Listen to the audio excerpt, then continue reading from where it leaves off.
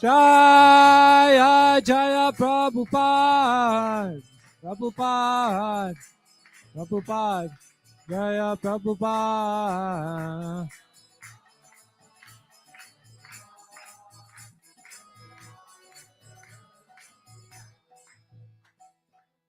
Jai Nitai Gaur Premanande Hari Hari Bol.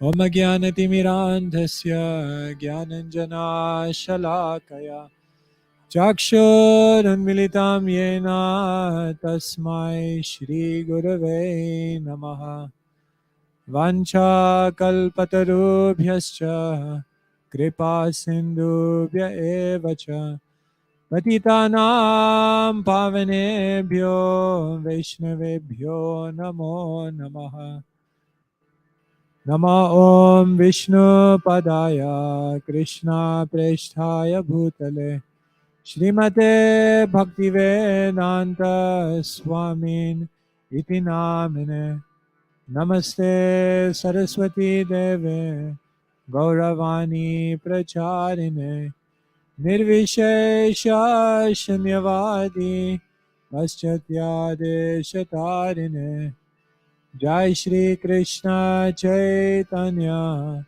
Prabhu Nityananda Shri Advaita Gadadara Shrivasadi Gaura Bhakta Vrinda Hare Krishna Krishna Krishna Hare Hare Hare Rama Rama Rama Hare Hare Srila Prabhupada ki Hare Krishna.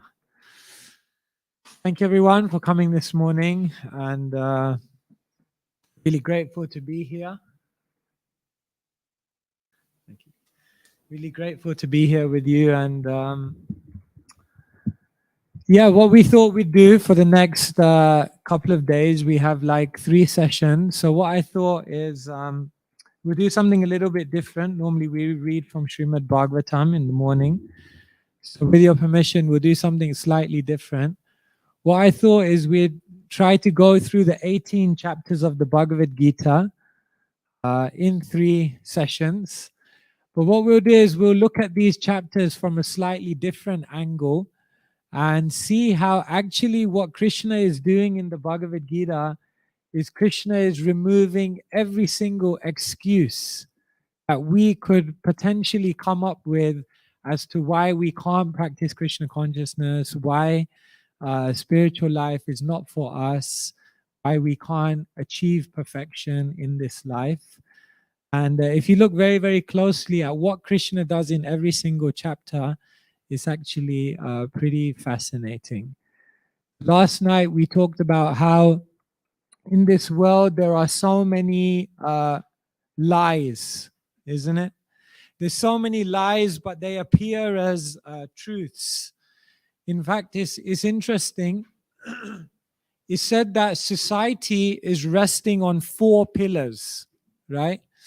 Cleanliness, austerity, mercy, and truthfulness.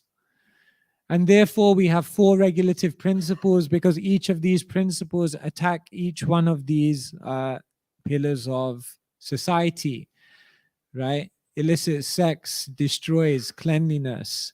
Animal slaughter destroys mercy.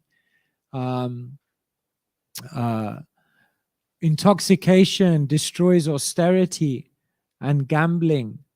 Oh Lord, I know I'm a sinner, but make me a winner, right? Destroys truthfulness. However, it said that in Kali Yuga, society is just really standing on one leg, truthfulness. Now that's interesting because someone may look at society and say, it doesn't look very truthful to me. How many of you believe what the politicians say? How many of you believe what the newspapers say? How many of you believe what I say? No, okay. Why do you think in a world in which there's so many lies, why do you think the our tradition is saying that society still stands on truthfulness. How? Why? In what way? So many lies. Yeah, so Dr. Jifru.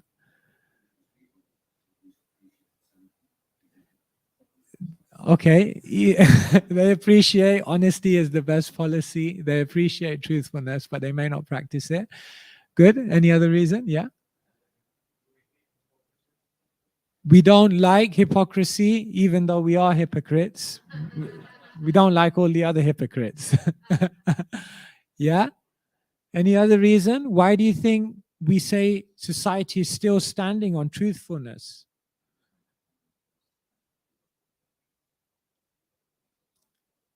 It's not as prominent as the other principles. Okay.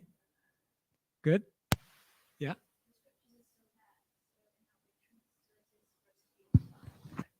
This is the point I was looking for. Thank you. The scriptures still exist. In the midst of so many lies, in the midst of an ocean of faults, in the midst of so much confusion and non-clarity in the world, still the one great hope is that the scriptures still exist. And because the scriptures still exist, truth still exists for those that want to find it. Therefore, it said in the Bhagavatam, Krishna svadhamopagate dharma gnana dibisaha kalau nasta drisham esha puranarko dhunodita. The day when Krishna left this world, Krishna Swadham, when he went back to his own place, Dharma Jnana Dibisaha, all religion and all knowledge left with Krishna. And therefore, the day that Krishna leaves is the day that Kali Yuga begins. Kalo Nasta Drisham Esha, but in the darkness of Kali Yuga, how are you going to navigate it? Purar Narko Dhunodita, because there is scripture. And therefore, scripture is still giving everyone an opportunity to access light. Therefore, one day Prabhupada was in the room and he said, it's all over. It's all over. It's too late. It's like, okay, what do you mean? Prabhupada said, the books are out there. So it's too late. Because even tomorrow, if all the devotees leave, if tomorrow all the temples close, if tomorrow for some crazy reason the ISKCON movement shuts down, Prabhupada said it's too late because the books are out there. Someone will read the book, get convinced, and start everything up again.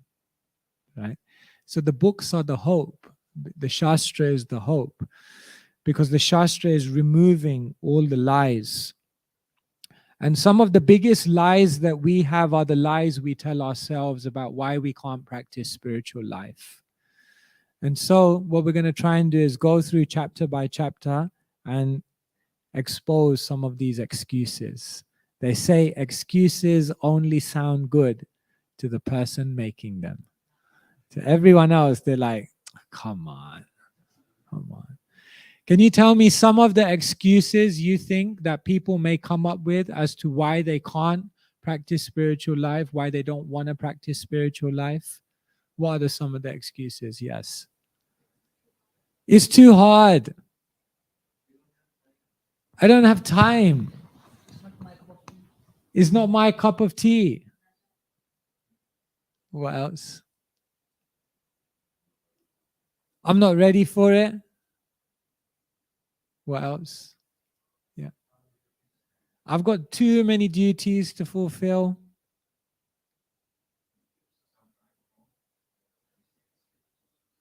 It doesn't sound right. It sounds like mythology. It doesn't sound very scientific.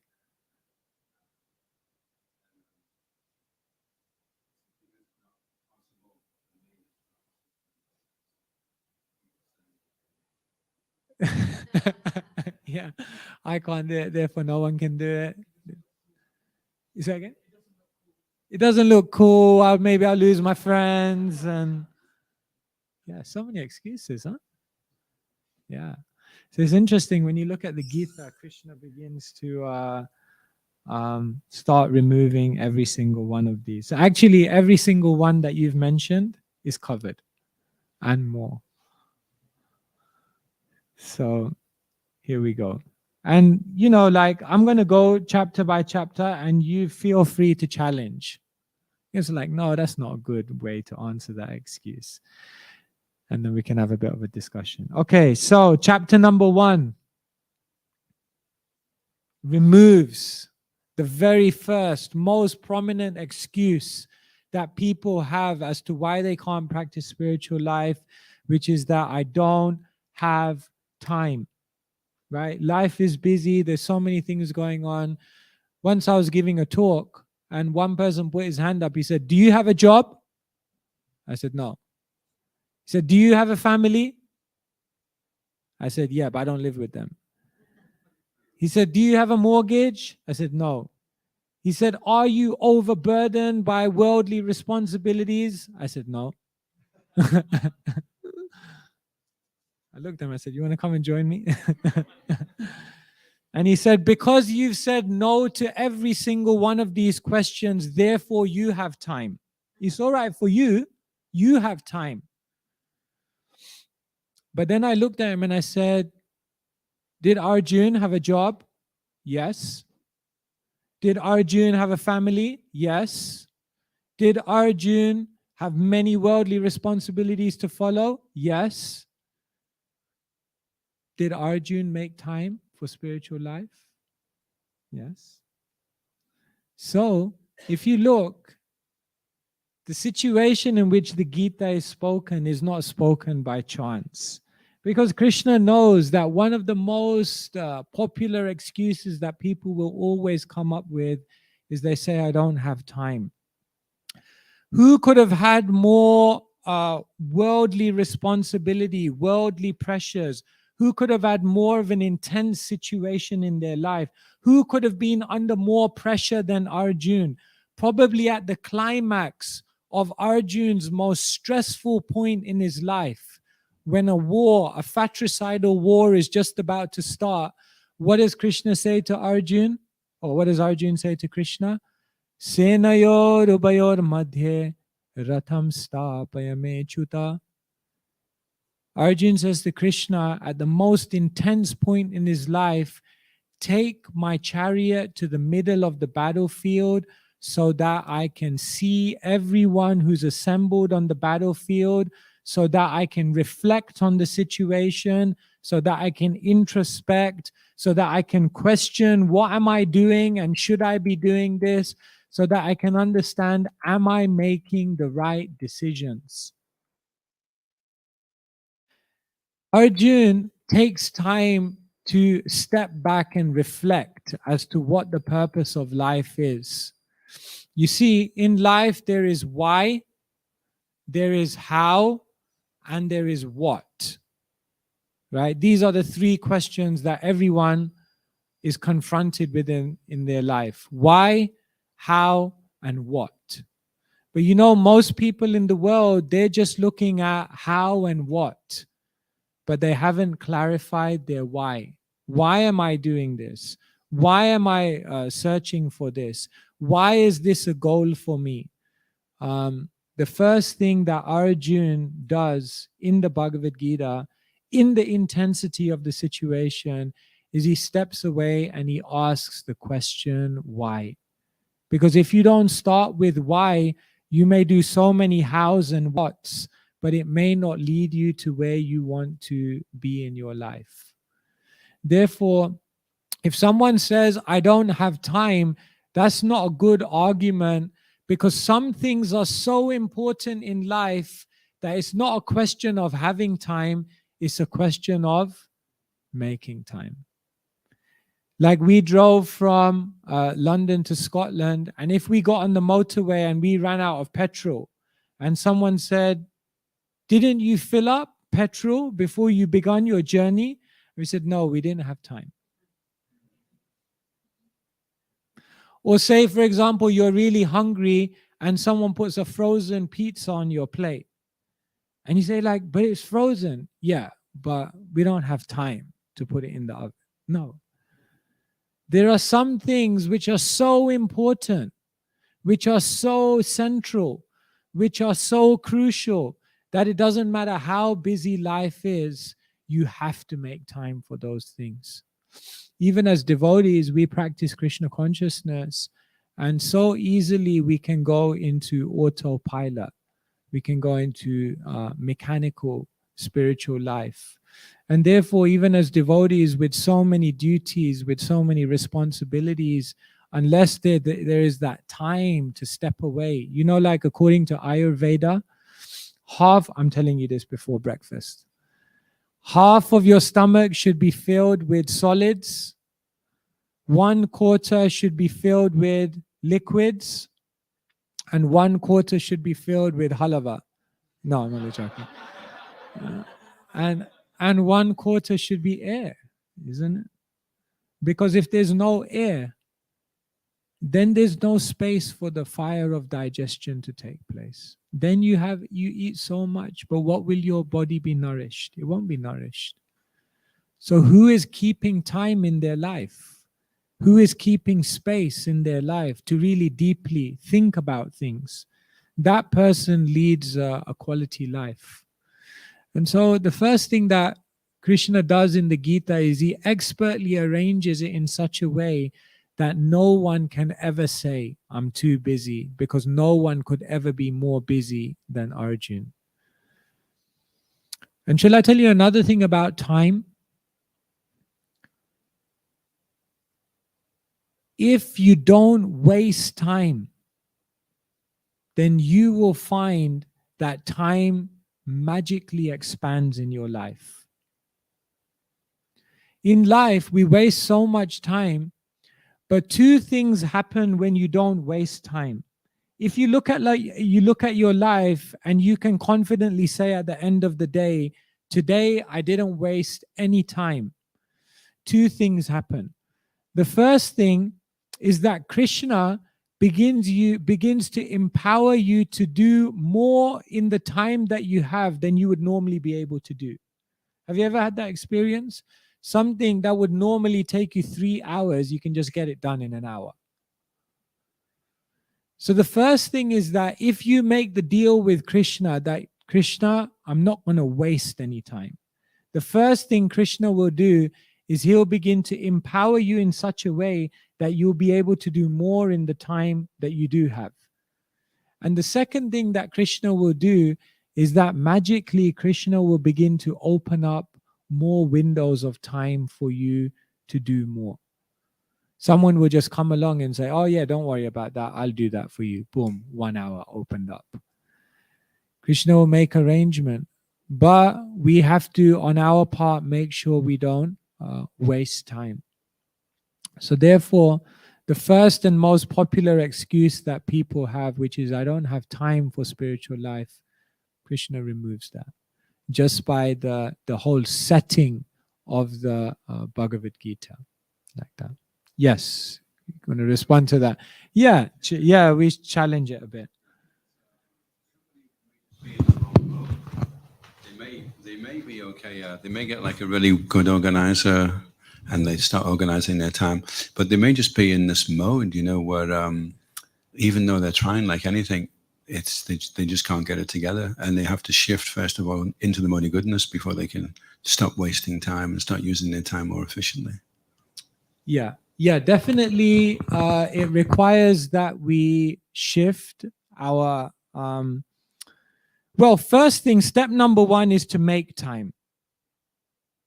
That's step number one. And then step number two is then in the time that you do have, you have to actually be in the mode of goodness to actually then utilize that time. Just like, and it takes time to adjust. It's like every year I used to go to India for 1 month in January after the marathon to Vrindavan just to read and chant.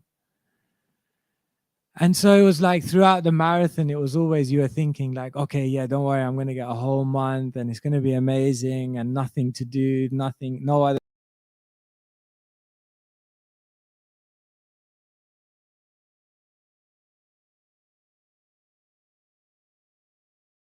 material issues, no other responsibilities. All you have to do is just hear and chant. And so you wake up And then after about 2 hours of hearing and chanting, you're like, is there anything else to do? Yeah. Because you realize I'm so passionate. My mind is so disturbed that I'm not even able to apply myself in that way. So yeah, one thing is making time, and then another thing is utilizing that time. But we have to go through that discomfort.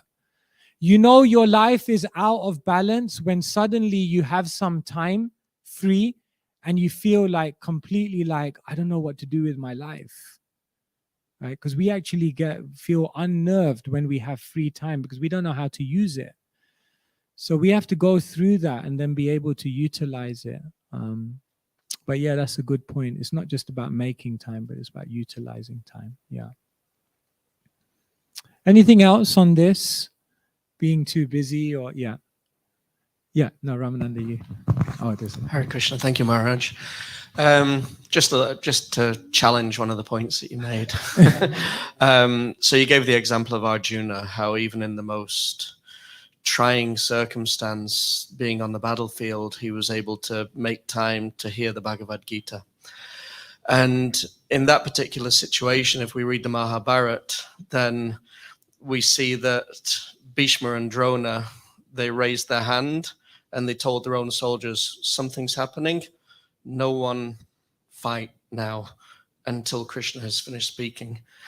So the circumstance at the time and the culture at the time was such that everyone stopped in order to allow Arjuna to hear the Bhagavad Gita.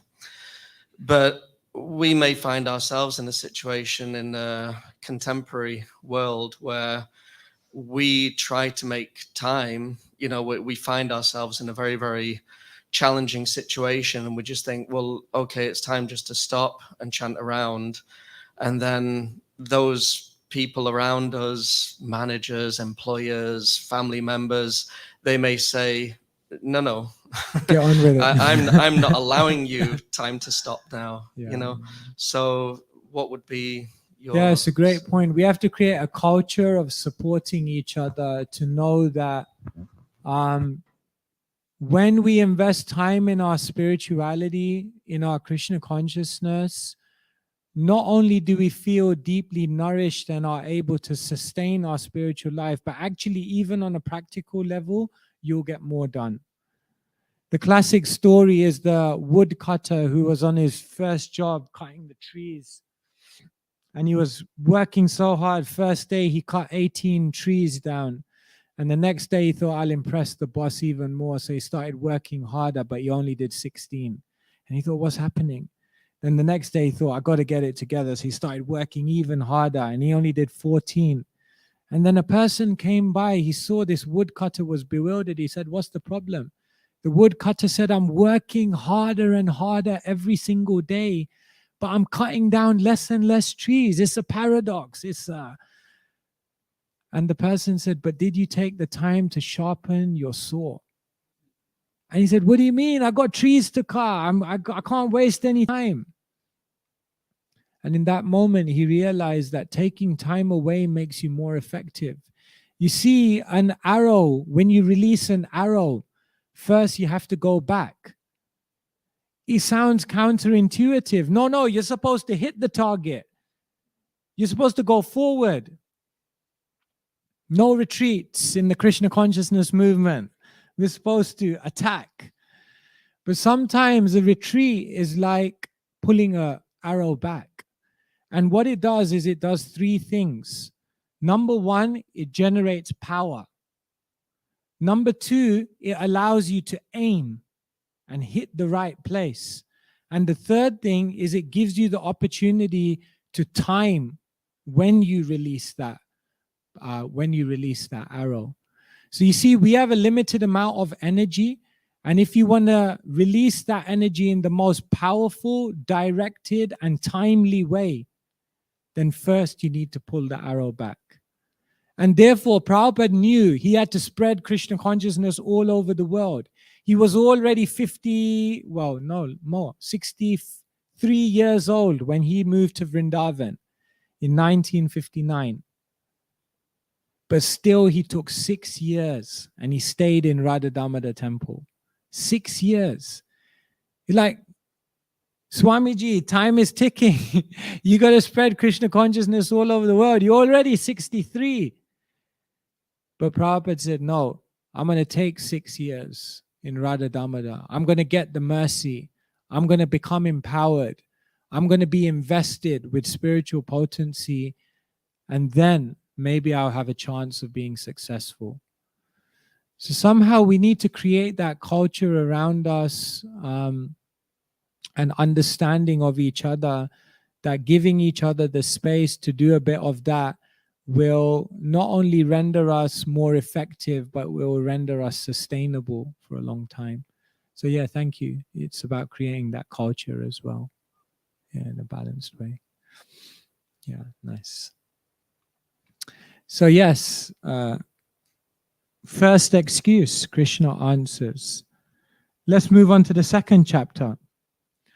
Another common excuse that people give, well, let's be very honest, especially amongst the Indian community. Right?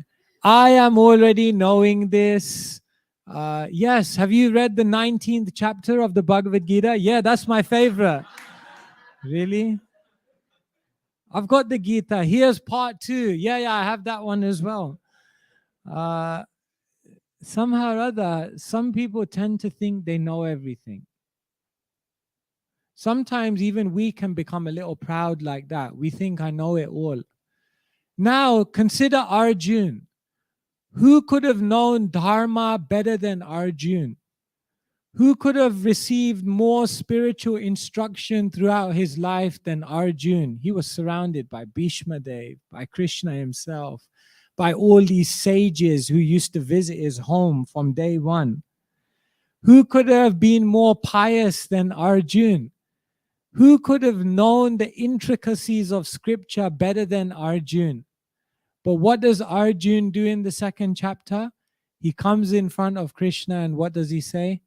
Karpanya dosho pahata svabhava prachami tvam dharma shamuda chetaha yachreya nishchitam bruhitan me shishyasteham sadhimam tvam prapannam. He says, Krishna, I'm confused. Krishna, I don't know. Krishna, I need your help. Krishna, I need you to give me answers because I don't know the answers. Now that's very interesting that Arjun, if there was anyone in the world who could have said, I know it all already.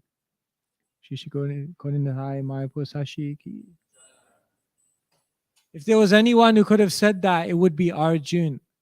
But Arjun didn't say that. Because Arjun knew, Socrates, he once said that my wisdom is that I know I don't know. In other words, when one is proud, in colloquial English, when someone is proud, we say they're full of it. Right? Full of it means there's no room for anything else to go in.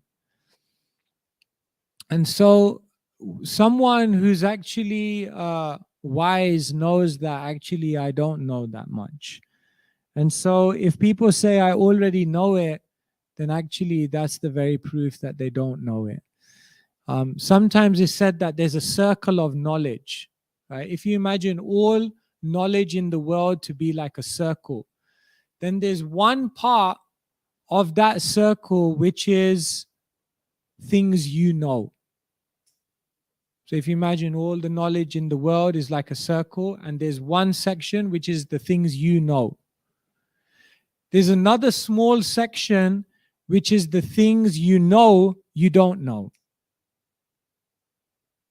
Right? So say, for example, I know I don't know about archaeology. I know I don't know about archaeology.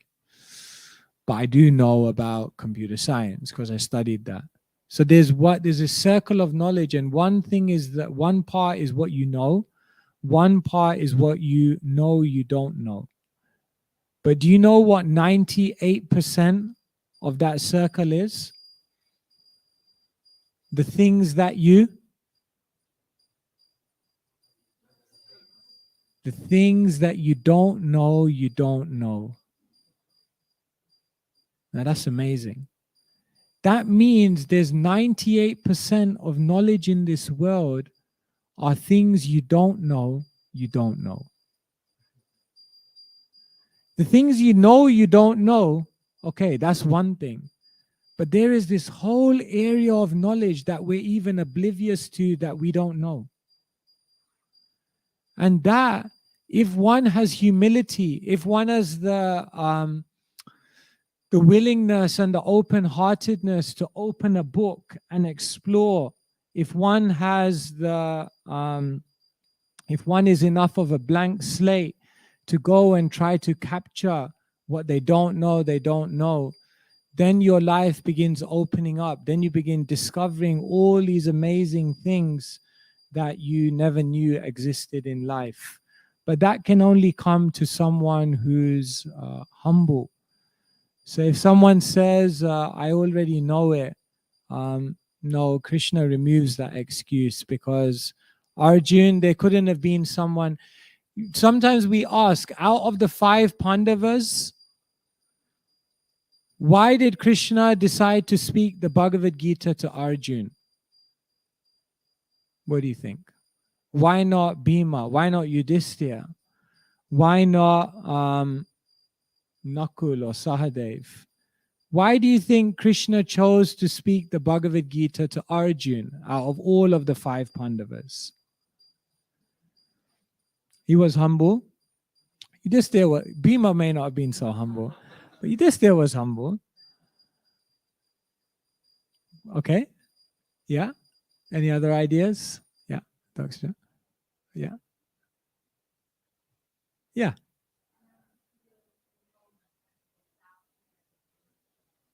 Okay, yeah. So we know Arjun was the person who began doubting. The others maybe were not doubting like that. That's a good answer. Yeah. Arjun was the topmost example of a grihasta. Okay.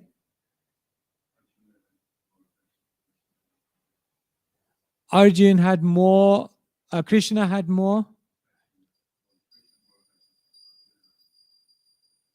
Okay, so they had a special bond of affection. Yeah, actually, yeah, I'll come back to that in a minute.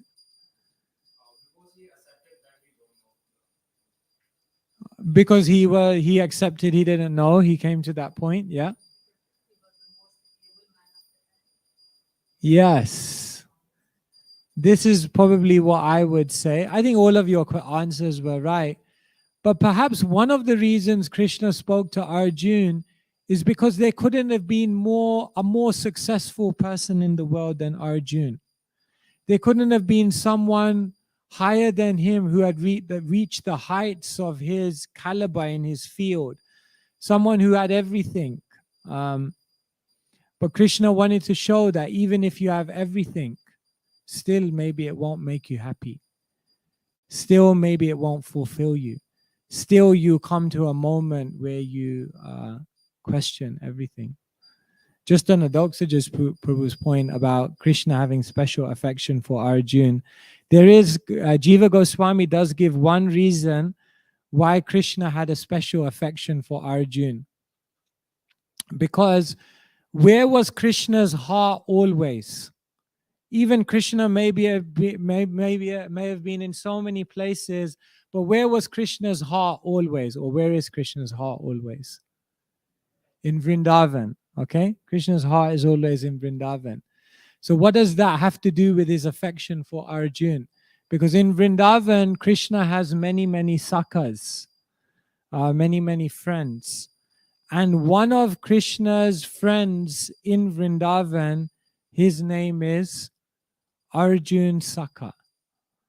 So Krishna had special affection for Arjun, Jiva Goswami says, because whenever he said Arjun's name, he remembered Arjun Sakha, and therefore he remembered Vrindavan.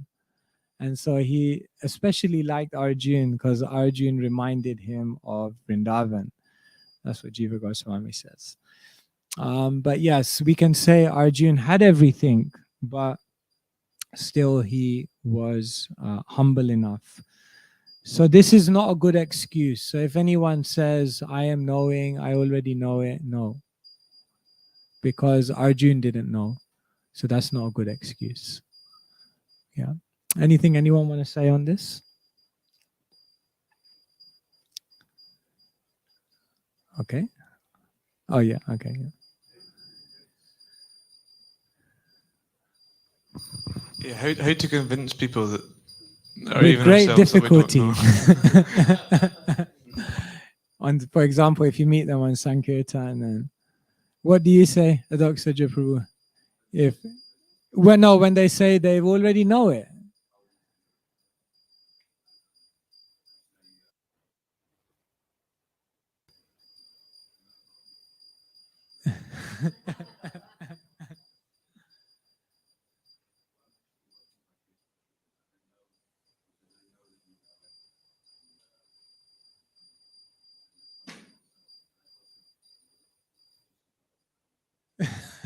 Okay.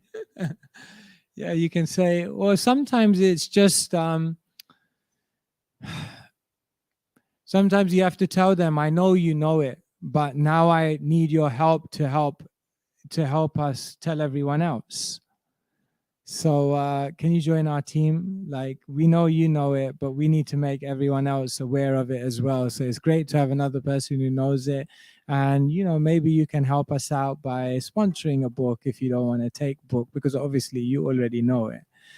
And so sometimes you may not be able to immediately correct someone's mentality, especially if there's some ego or some pride there.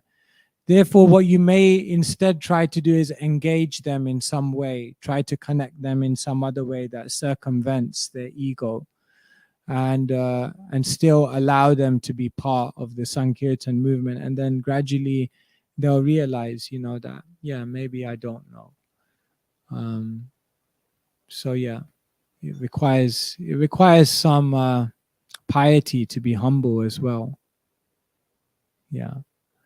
So engage them somehow. Yeah. Sometimes you can't humble people by defeating them. You have to humble people by flattering them, isn't it? Like that story of like the man who had his coat on, and the wind said, okay, I'm going to get him to take his coat off. And the wind just began blowing and gushing and rushing. And as the wind blew and blew and blew, the man just got hold of his coat and just tightened up even more. And then the sun came, and then the sun said to the wind, move aside. And the sun came and it just glowed. And as the sun rays came down, then the man kind of got a little like, oh God, it's getting a little hot here. And then he just took off his coat naturally. So sometimes we try to remove people's defenses by arguments, but sometimes it's more wise to try and do it by sweetness, flattery. That could also be. Chapter number 3. I have so many duties to fulfill. I have so many competing responsibilities. I have so many different things I have to focus on. I have so many different concerns in my mind that it's very, very difficult to focus. This is exactly the argument that Arjun gives to Krishna at the beginning of the 3rd chapter. Because Arjun basically by the end of the 2nd chapter says to Krishna, I'm convinced that I should be spiritual. I'm convinced that I should deepen my relationship with God, with Bhagavan. But how do you expect me to do it on the battlefield? I have so many dharmas. Maybe I need to give up all of these dharmas and just focus on one dharma, the Sanatan dharma, the eternal dharma. Yes, Arjun has so many dharmas. He has a Kula dharma, a family, a duty to his family. Arjun has a Kshatriya dharma. He has a dharma as a warrior. Arjun has a Pati dharma. He has a dharma as a husband. And in the midst of all of those dharmas, Krishna is saying you also have a spiritual dharma. But what does Krishna tell Arjun to do? Tasmat sarveshu kaleshu mam anusmara yudhya cha. Don't remove yourself from the battlefield. Rather, mam anusmara, while remembering me, yudhya cha, at the same time fight. Fight and remember me. In other words, what Krishna says to Arjun is that when you become smart in your life, then what you realize is that different dharmas are not competing for your attention. Rather, different dharmas can be seamlessly integrated to create more of a focus on your spirituality. So in Krishna consciousness, sometimes we think that these dharmas are in conflict with each other. But when we become more wise, then we realize that all the different dharmas we have, if we approach them in the right way, then they can all actually help to increase our Krishna consciousness. Arjun is being told by Krishna, don't just be a king. Arjun's like, do you want me to be a king or do you want me to be a spiritualist?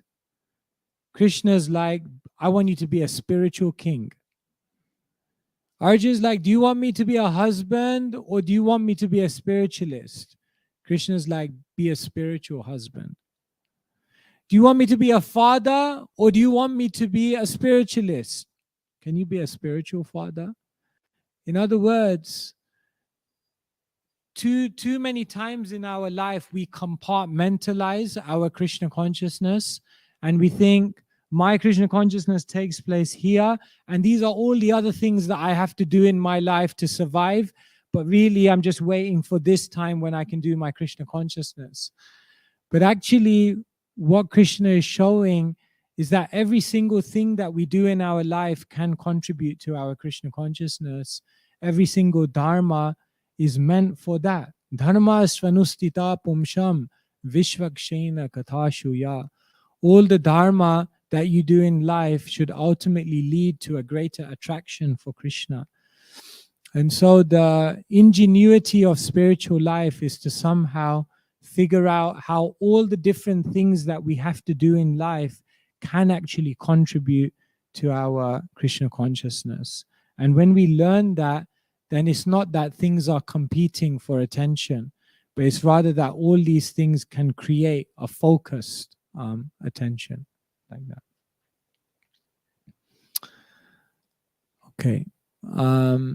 It's 8:30, so I don't know like how we want to do this because I guess we have a schedule. So how do you want to do it, Abhyankar? Look, that's very open-ended. Shall we do 10 more minutes and then 10 minutes? And then, okay. Anyone have any questions on this? Any practical questions? Yeah. So if a person is thank you. If a person is a karma yogi, he is doing all his duties with perfection. Near to perfection. He is truthful, he is honest to his work. He is also not harming anyone else. But still he doesn't chant the name of the Lord. Can that person still be a spiritual person? Okay, so if someone's doing all their duties, they're not harming anyone else, can they be a karma yogi? Can they be a spiritualist? Is that your question? Yeah. Well, what does the word yoga mean? Union. Union with who?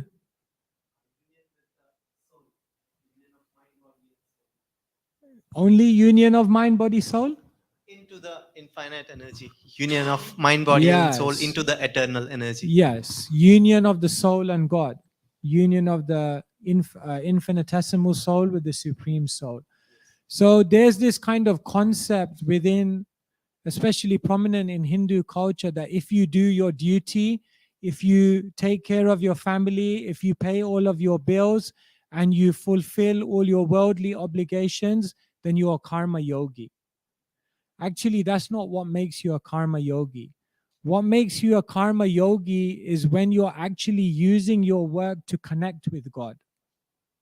Otherwise, you're a karmi. To be a karma yogi, you have to be doing something to connect with God.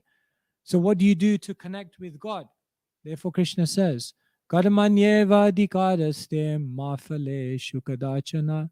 From your karma, you get a phala. What does a phala mean? A fruit, a result.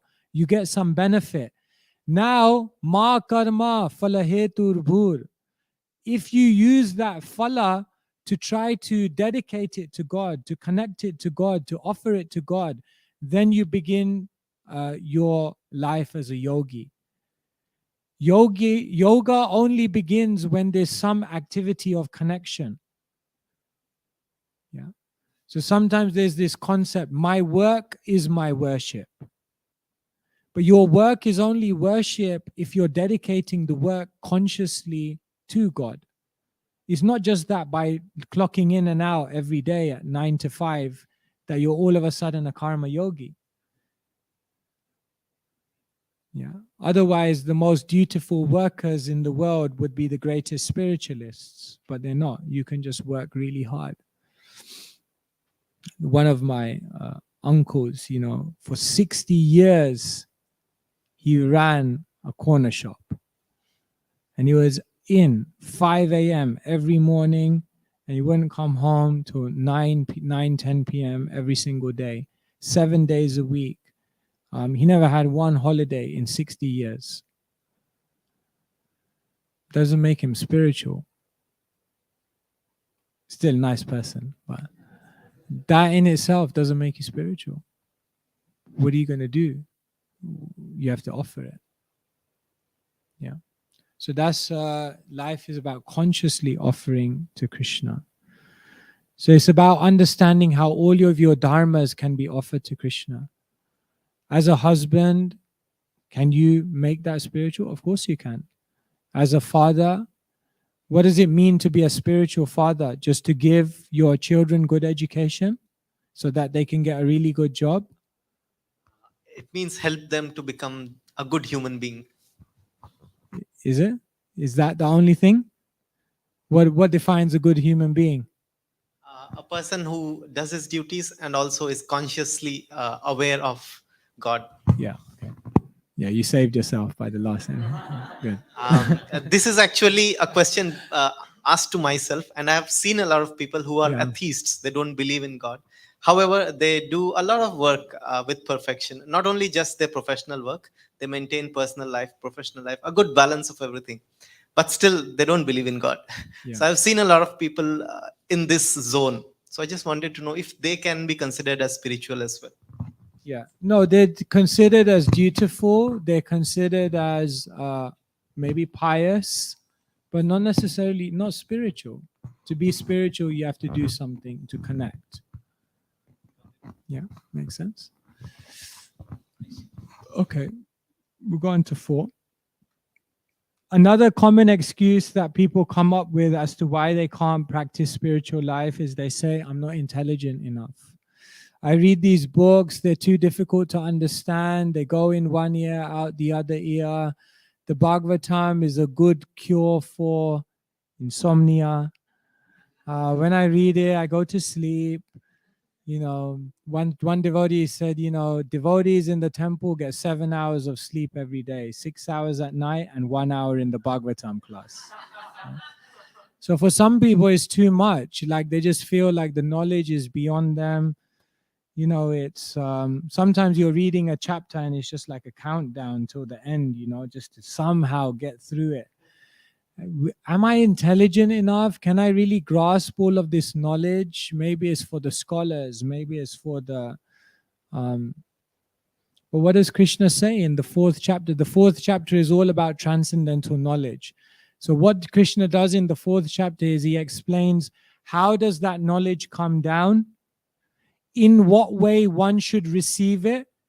But what Krishna also does in the 4th chapter is he tells us what is the qualification to receive transcendental knowledge.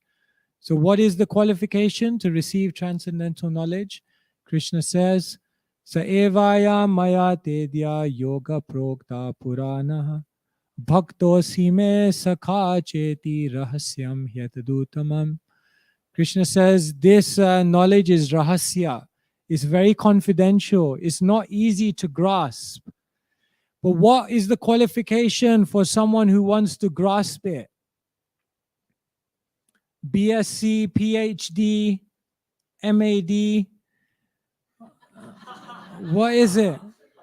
Krishna says, Bhakto Sime Sakha Chaiti Rahasyam Hyatadutamam. This knowledge can be revealed to you because you are a devotee and because you are friendly to Krishna. In other words, Krishna doesn't give any intellectual measure of where someone should be at in order to grasp this knowledge. Krishna says you just have to be a devotee. You just really have to have a heart to want to understand Krishna.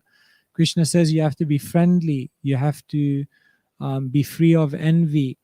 And with this good character, one can actually understand the knowledge. So this knowledge is not an intellectual thing. It's not about racking up more and more verses. It's not about racking up more and more information. In the material world, they think knowledge is like linear, like a line, like you begin here and you learn more and more and more. You know, in spiritual life, learning is like a spiral.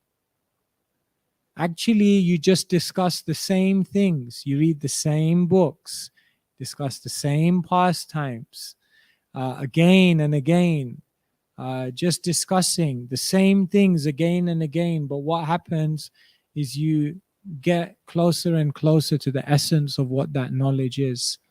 So it's not about increasing your capacity to process information, but rather it's about drawing the essence of that knowledge by internalizing it within the heart. And therefore, no one can say, I'm not intelligent enough.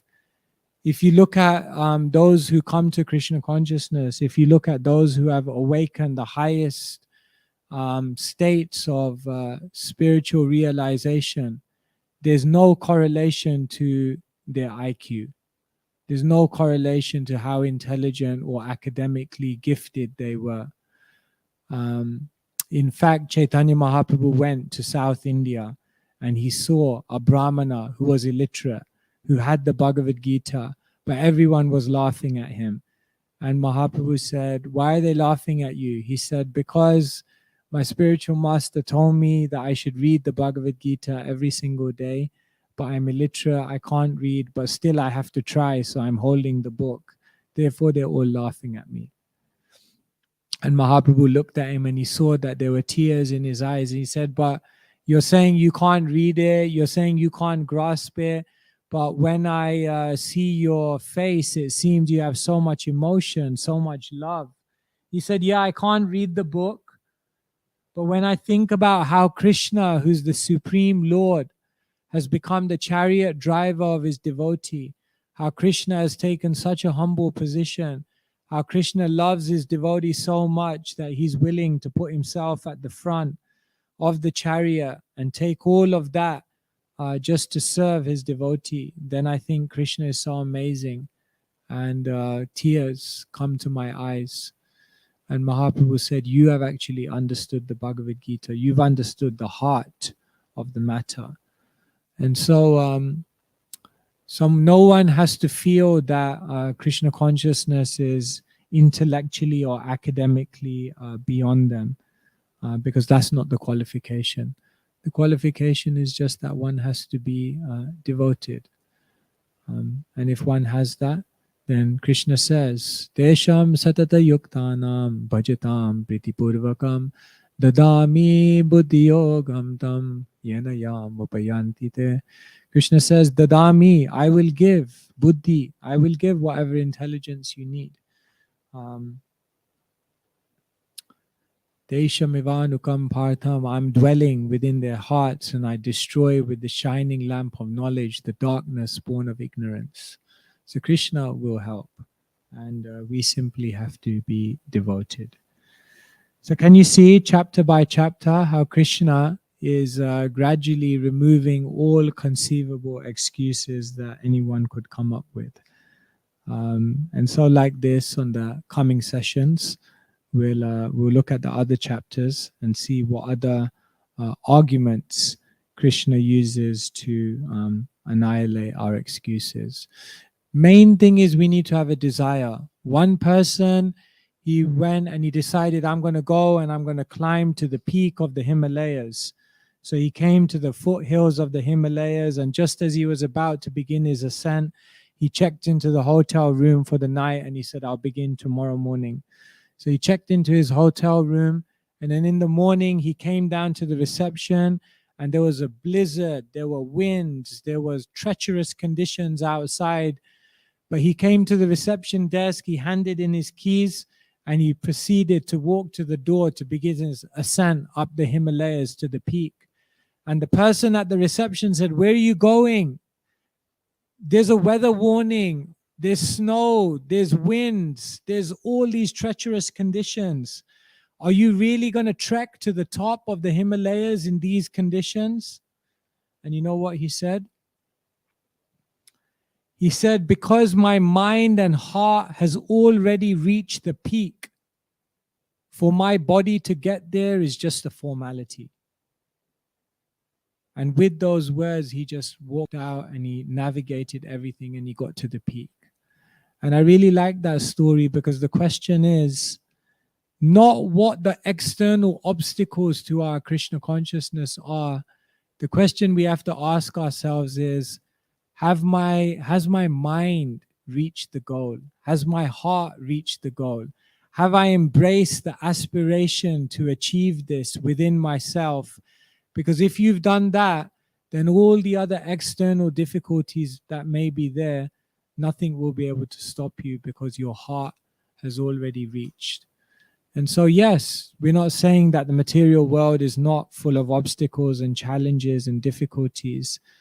But the real question is, internally, have we grasped what we want to achieve? If that's there, everything else will work out by Krishna's grace. Yes, okay, we'll take any last few questions and then we'll stop, yeah.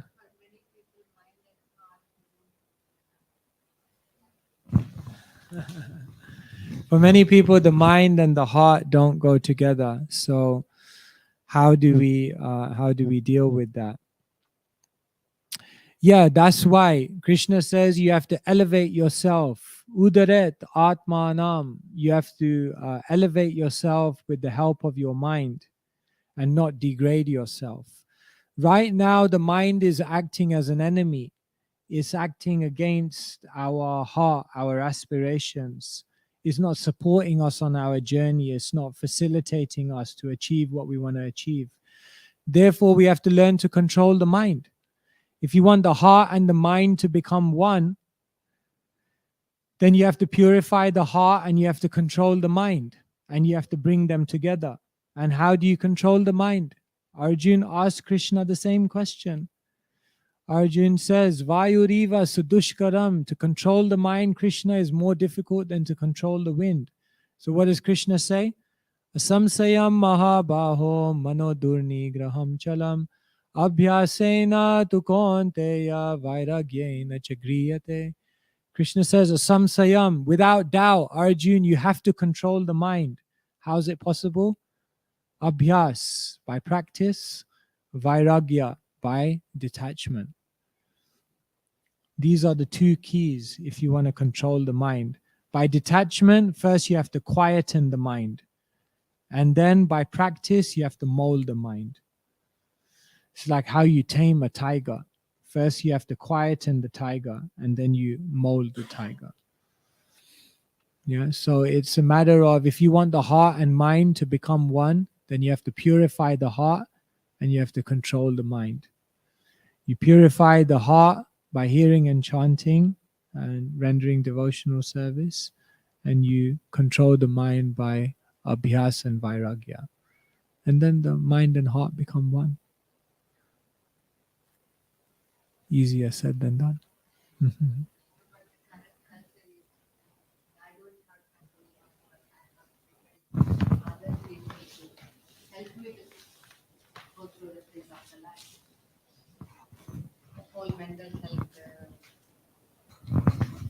Propaganda is, seek help, there is less focus on you do yourself to control the mind.